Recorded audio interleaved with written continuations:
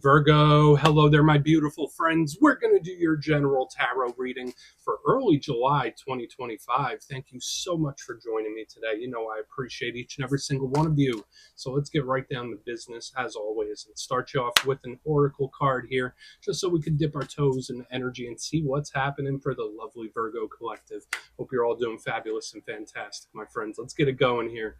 My guide, spirit team, talk to me. What do we have for the lovely Virgo collective in early July? Beautiful time of year. What energies, messages, insights can we take a little peek at? And yeah, we're just going to take a real quick look at this first card, and we'll get into the full reading itself. And at the very end, I'll pull you a bonus card from the Shadowland Tarot, just to see what might be in the shadows or what shadow work you can lean into, which is always interesting.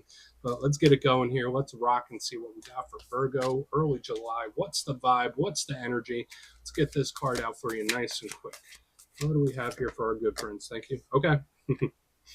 I just love the imagery of this card because the color. It says don't drink the poison. Okay, so for some reason I always think about like habits when I see this card. I really like the color green though. That just like really jumps out at me every time I see it. Now there's a lot of layers to this card. That's the one thing I will say. But yeah, there's something here about habitual, like whether it's how someone acts or how someone thinks, or there's just something here that feels very routine to me. Now, before we fully dive into that, if you're new here, I'll be speaking about the July subscriber surprise towards the end, so you might want to check that out. And also, if you could kindly illuminate that like button by tapping it right on its third eye, I'd greatly appreciate it. But enough of the promo, back into the reading. Let's talk more in depth about this card. So if we were to take this at its face value, don't drink the poison can represent not doing things that you know are not good for you. Easier said than done sometimes, right? No one's perfect. We all have our vices. We all have our ways. So there is something that connects here with this card. So whether it is a certain way of thinking, where it's like, oh, I can't help but think this way. I know I shouldn't, but I can't help it. It's like giving me that kind of energy here. Now, again, it doesn't have to be you. It could be someone else you're connected to. There's something here about giving in to temptation as well, because something about this card is very alluring to me. Even though it's obviously her just chilling there in like a whole vat of poison, to me it's like, oh, I like that. That's interesting. That looks cool. So just watch out for stuff like that that's like super tempting and alluring in this time. But we're just going to leave it at that. We're not going to go too far in depth. Let her chill there. And yeah, let's get into tarot. And yeah, I always say that first card, it doesn't make or break the reading. It's just a little footnote. So let's get you 3 tarot cards in the upright. Then we'll get into that intuitive juiciness. Shuffle it up one time here for my beautiful Virgo friends. And while we do, let's talk about last week's reading. Very intriguing to me. And there was a pretty strong, consistent theme. The reading was titled The Sudden Return. And there were multiple parts within the reading itself where it's like an energy looping back, or it's just something swinging back around. So just know energy could bleed over for a couple weeks. That could be something that still persists for a while, where it's like whether it's a person, whether it's a situation, whether it's that habitual cycle-based type of energy I was picking up. Now, returns aren't always a bad thing, but just keep your eyes open for that, like history repeating. But we're going to see what shows up for you this week. As you know, energy is very fluid, never set in stone. So only take this how it hits for you, because we could be seeing your vibe or somebody else's, right? Let's get it going. 3 cards for my Virgo friends. What is happening in early July?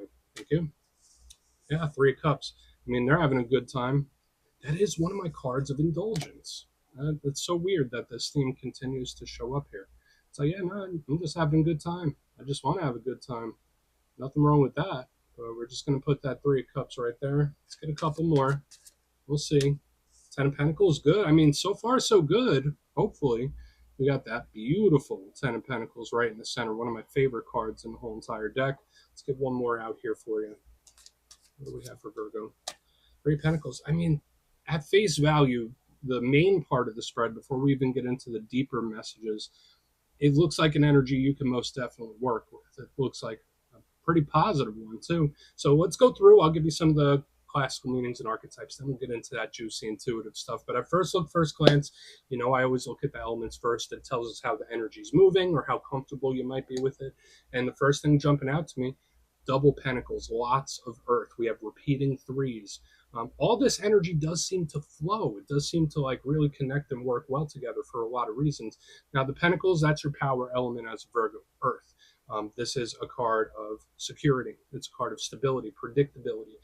These are cards that connect to the material aspects of life. So whether it's work and business or the family around us, there's a strong emphasis. And then even with the Three of Cups, that's water. That's another element that Virgo works really well with. So it's like we have the earth water combination, which to me represents a lot of potential, a lot of possibilities. Not to mention the number sign, the repeating three showing up here. So groups, there's like lots of people showing up here too. So this is going to be an intriguing one, my friends. Let's go through this piece by piece and really start to build it out. So position number one, we have the Three of Cups, and you see the people there. They're all doing a cheers. They're having a damn good time.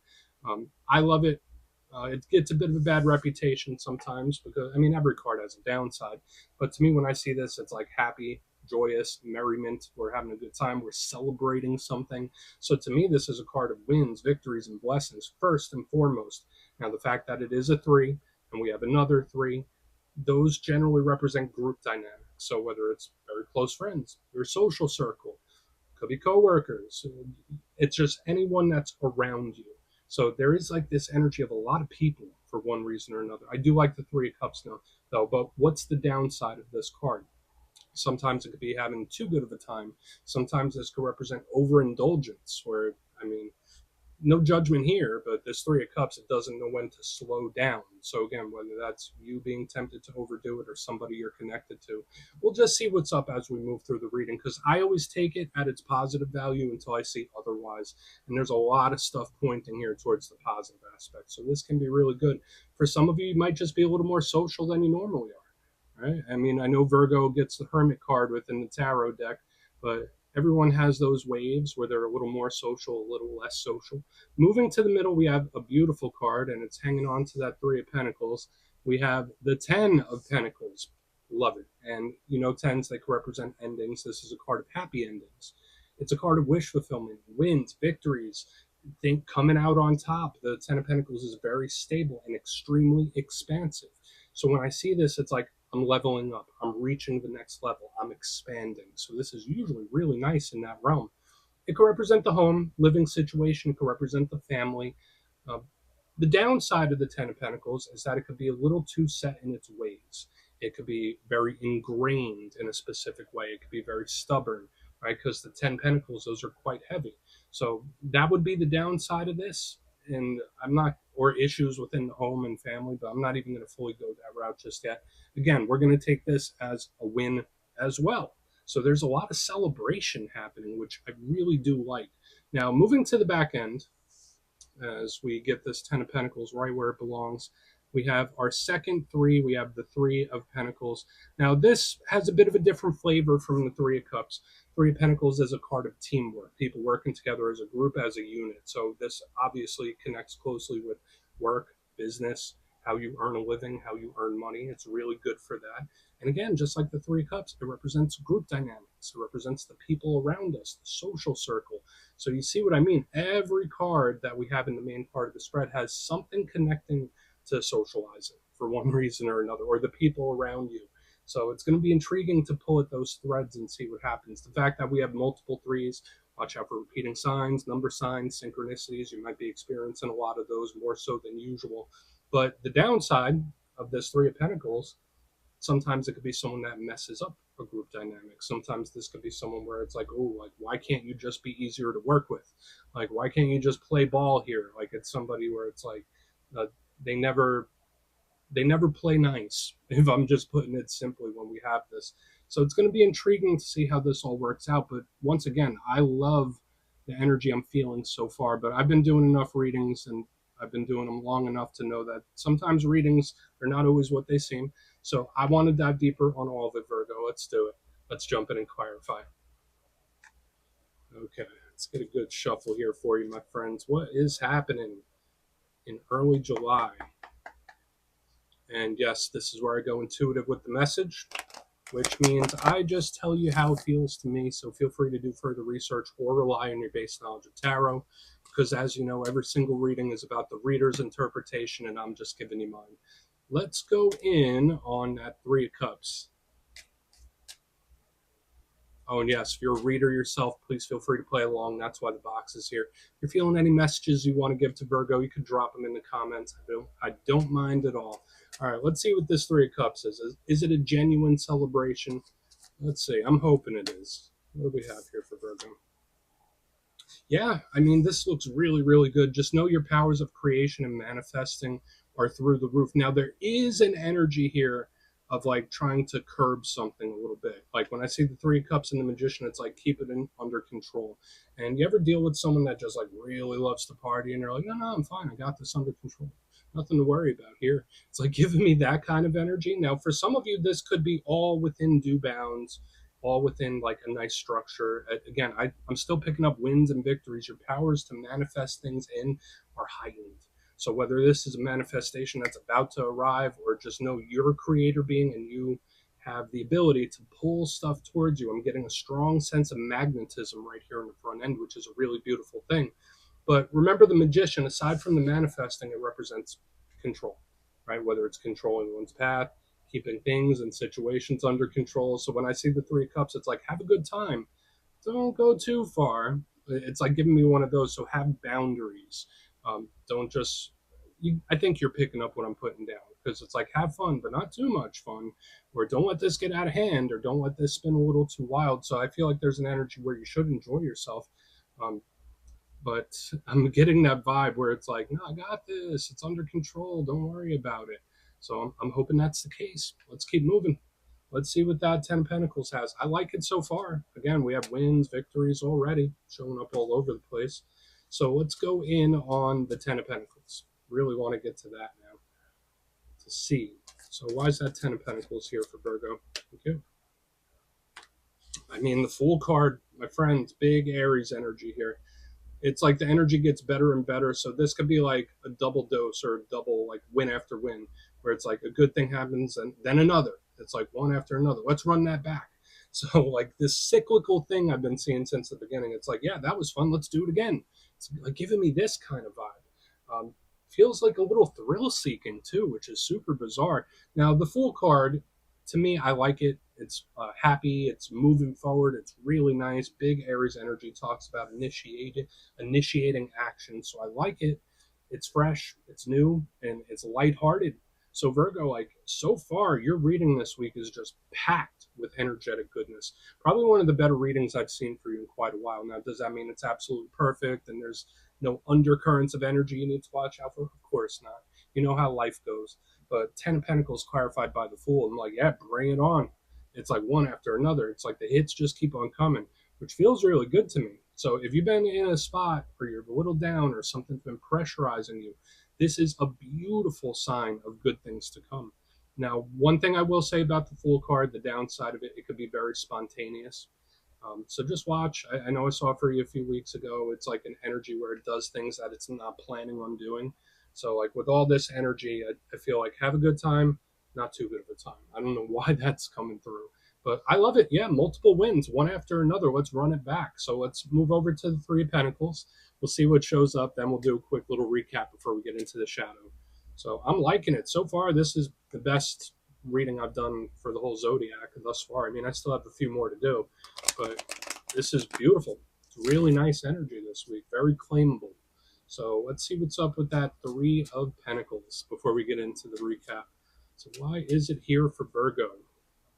I got Spirit Team. Oh, all right, that card came out on the very first shuffle. Okay, all right. So this here's where I don't want to say this is where the hammer drops, but to me it feels like outside stresses. The Nine of Swords, and that's one of the cards I say, hey, you don't have to be an expert in tarot to know what this means. We have a person sitting up in bed, they're having a hard time sleeping. So make sure you're getting proper rest and relaxation. You're not burning yourself out. But this is what I'm seeing. There's like really good, positive, beautiful energy coming up. But it's like outside people, outside circumstances. Have you ever heard the analogy of a crab in a bucket? That's kind of how this feels to me, where it's like one crab is about to escape the bucket, but the other ones pull it down. You want to avoid situations like that. So, especially if you have dealings with any individuals where, like, if you're happy, you're in a good mood, and someone notices you're happy and they try to bring you down, be very cautious about stuff like that and people like that in this time, because that's kind of how this feels. Like this energy is good, it's happy, it's flying high, and then boom, we have this energy where it's like, oh, not so fast, Virgo. You need to come back down here with me. It's like giving me this kind of vibe. Now, the Nine of Swords, Three of Pentacles, it could also represent like stress in regard, or stress with work, stress with money, stress with business. Of course, like for a lot of people, that is a common pressure point. But to me, especially with the social aspect we have going on, just don't let people drag you into their stuff. That's what I'm saying here. Like with the whole crab in the bucket analogy and all this other stuff, it's like, well, yeah, no, I feel good.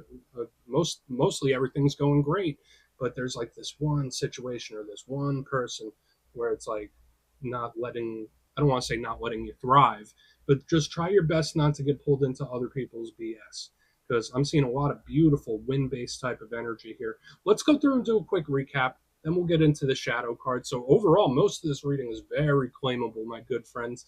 But if you look here in the box, position number 1, we have the Three of Cups with the Magician. Beautiful. Your powers of creation and manifestation through the roof. Very magnetic. You could pull a lot of stuff your way. So whether it's situations, items, people, you name it, it's like I'm very magnetic and I'm pulling stuff in. They're celebrating its victory, its glory, its blessings, whatever label we want to put on it. So I really do like that. I also get the vibe of someone having a good time, but not too good of a time, like keeping things structured, where it's like, no, I got control of this. Don't worry about it. Enjoy yourself. Moving to the center, I have the Ten of Pentacles with the Fool card. Aries energy right there showing up pretty strong. And again, it's like one after another, where it's like, oh, I had a good time. Let's do that again.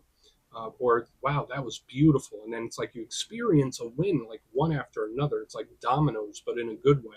So it's like good after good, win after win. It's like consecutive.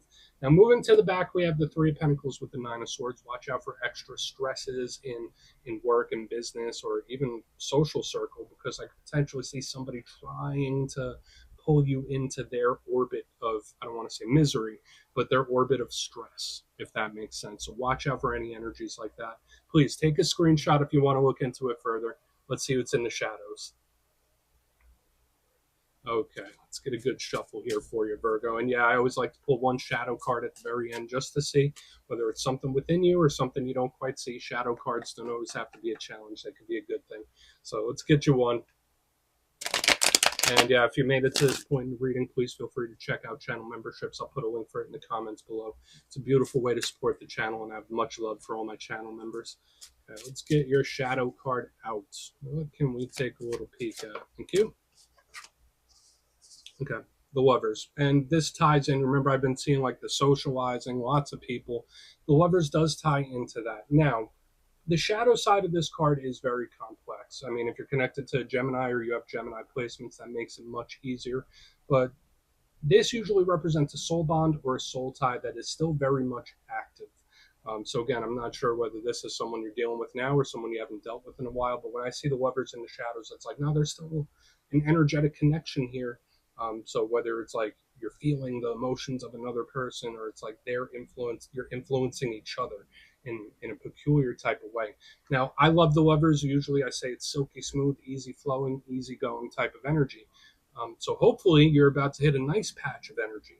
That's the positive side of this. It's very healing too. But the challenge, it could be like, I'm having issues with someone I care deeply for. It's very simple, straightforward. Either that or they're having issues of their own. So we're just going to leave it at that. We're not going to overcomplicate it. We're going to let the Lovers chill right there. Virgo, that's what I have for you this week, my friends. Don't click away just yet, though. I'm going to give you the details of the July subscriber surprise. If you would like further insight on your situation, you could book a personal reading with me on my website, mastermetaphysics.com. My digital calendar's over there, so you could go check out availability. But for the July subscriber surprise, I'm giving away 3 copies of one of my most favorite decks, the Tarot of the Owls. It's beautiful, it's unique, and it definitely fits this season. So if you'd like to get your name in for this, it's 2 simple things, as always, my friends. First, you must be subscribed, and second, let me know down in the comments, for all the uses that tarot has to offer, which do you think is best? Do you like using it for love situations, personal, financial, business, you name it? You put it in the comments, you'll be entered to win. And at the end of the month, the winners will be announced in my community tab. As always, my friends, much love, and I'll see you soon.